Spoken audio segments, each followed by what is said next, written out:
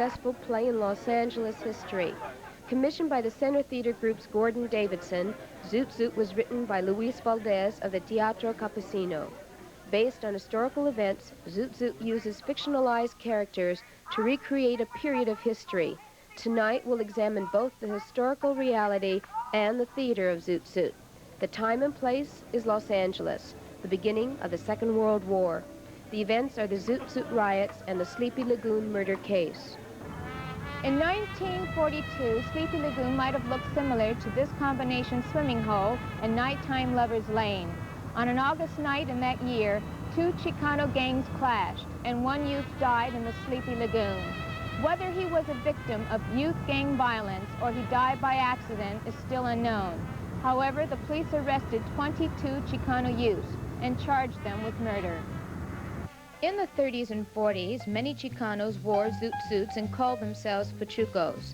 The identification between Chicanos and the Zoot Suit was so strong in Los Angeles that Zoot Suiter became a code word for Mexicans in the newspaper accounts of the day. In an era of blatant discrimination and prejudice, the Pachuco and a Zoot Suit became more than a style of dress.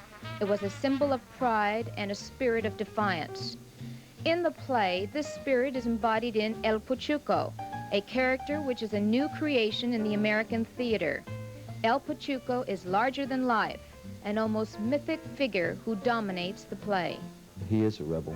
You know, he's definitely going against the grain in a lot of ways. He dresses different. He talks different. His attitudes and thinking are different than the norm. And he enjoys it, and he goes for that. And that in itself makes him an existential. I think the overall general public that have come to see this play, whether Anglo, Mexican, Black, Asian, doesn't matter who, have really enjoyed this character of the Pachuco. It's a character that everyone would love to have along their side, because I play an alter ego and like a conscience to the lead character, Henry Reyna. And in general, they really enjoy this character, and it doesn't matter who you are or what you are, you'll find him to be very fascinating, and he's very, very theatrical. He's very big, bigger than life, much bigger than life. The police who arrested the Pachucos in the Sleepy Lagoon case viewed them as base criminals and treated them accordingly. So-called confessions were obtained by coercion and beatings. Henry Reyna, played here by Enrique Castillo, is the play's main character, and the depiction of events revolve around him. One of the themes which the play develops is the strength of the family, especially the mother. I think I based my portrayal of the mother from past experiences with my own children, but basically from my own family background, from the way that I was raised, the way my mother was. And I draw from our own cultural group, and I think that from my work in social work, I've been able to deal with other cultural groups, and there's many, many similarities in mothers. The Jewish people come up and they say, "You're just like my Jewish mother." Black people come up and they say, "You're just like my aunt or my grandmother or my own mother." Of course, the Chicanos, the Latins, Hispanics come up and they say, "You're just like my jefita. You're just like my aunt." Or older people, like, well, middle-aged people say, "You know, my mother was just like that," or "I can see myself in you," harping at the kids and telling the kids what is, you know, what my feelings are and how to stay, you know, clear of danger. Or, you know, they relate to me so thoroughly and completely that I think that as an actress, that is the highest compliment I can be paid. Only God knows La Pena Negra I suffer to see you go out every night. Oh, Ma, this isn't just any night. This is my last chance to wear my tacuche. Tacuche! That's a horrible word. Mira, hijo, I understand how hard you work for your clothes, and I know they mean a lot to you, but what I don't understand is what you see in esa cochinada de Zoot Suit. Drapes, Ma. We call them drapes, okay? Ah, see? And what do the police call them, eh? They put you in jail so many times, I'm gonna send them your clothes.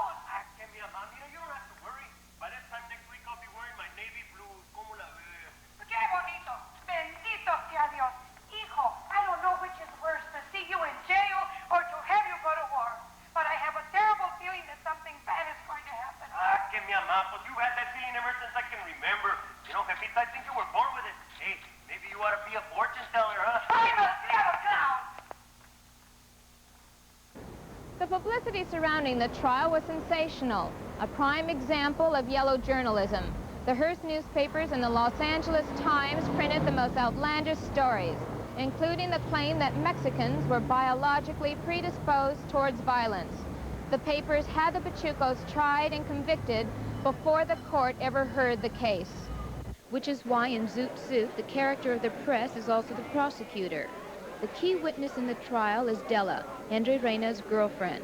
Because of her testimony, she serves a year of time, so that her life is drastically changed. She learns for herself what pachuquismo is. She comes away with pride, with dignity. What's most important about Dela, about the women in the show, is the love and the strength of that love, which is constantly there to be given. The trial itself was a complete travesty. The defense attorney, portrayed by Charles Aidman, raised repeated objections and accusations of judicial misconduct, but the outcome was a foregone conclusion. The defendants were found guilty, and on January the 13th, 1943, they were sentenced to San Quentin. During the trial, a Sleepy Lagoon Defense Committee had been organized. Alice Bloomfield, portrayed by Karen Hensel, was one of the forces behind the committee. She helped in the fundraising for the appeal and published a newsletter. Her relationship with the Pachucos is one of the main themes in the play. Both Alice and the defense attorney are based on real people. In the theater, Pachucos were dragged from the movies, beaten and stripped. Newspaper accounts applauded the servicemen's activities as a positive effort towards winning the war. A caravan of taxis full of servicemen streamed across the Los Angeles River into the barrio and attacked Chicano youth whether or not they wore Zoot Suits. The police cooperated by arresting the youth, some of whom were only 13. When the riots ended, a commission was appointed to study the causes, while among Chicanos, a legacy of bitterness and resentment was created. There was one major victory for the Chicano community. In the fall of 1944, the convictions in the Sleepy Lagoon case were overturned and the defendants freed. Zoot Suit successfully captures the emotional reality of these events. It is a distinctly Chicano play, but it would be a mistake to think it is only for Chicanos. This play has a universality that I don't think anyone expected it. I don't think anyone knew. I don't think Luis Valdez, who is, I think, probably one of the furthest advanced playwrights in the American theater today, and happens to be Hispanic and Chicano, and I'm very proud of that. But other than that, even if he wasn't, he would be very far advanced, and his writing is superb.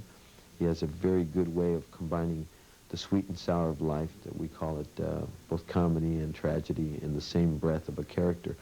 And with that, he has brought to life something that even he didn't have any idea. I don't think that what it was going to do. Theatrically, it's theater like you've never seen it. It's a drama and it's not a drama. It's a comedy and it's not a comedy. It's a musical and it's not a musical. It's an event. It's magic. Specifically, it's about Chicanos, who are Americans. And as Americans, all of us need to understand each other's perspectives and viewpoints, to share our American perspective. It's very personal to someone who is Chicano to finally say, yes, that is my perspective. But beyond that, it's pachuquismo is in everybody, male, female, and regardless of race or nationality. It's a strength, a pride, a dignity that says, I'm worth something, I belong, look at me.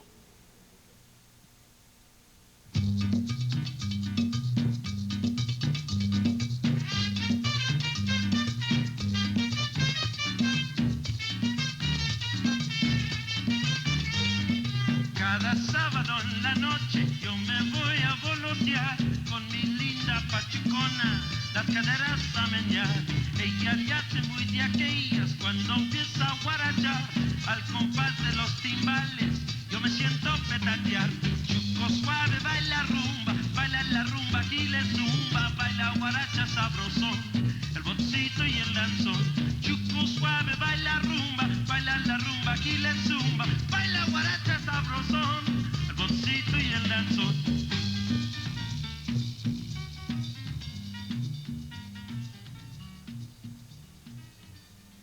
Zoot Suit points out something else about our city.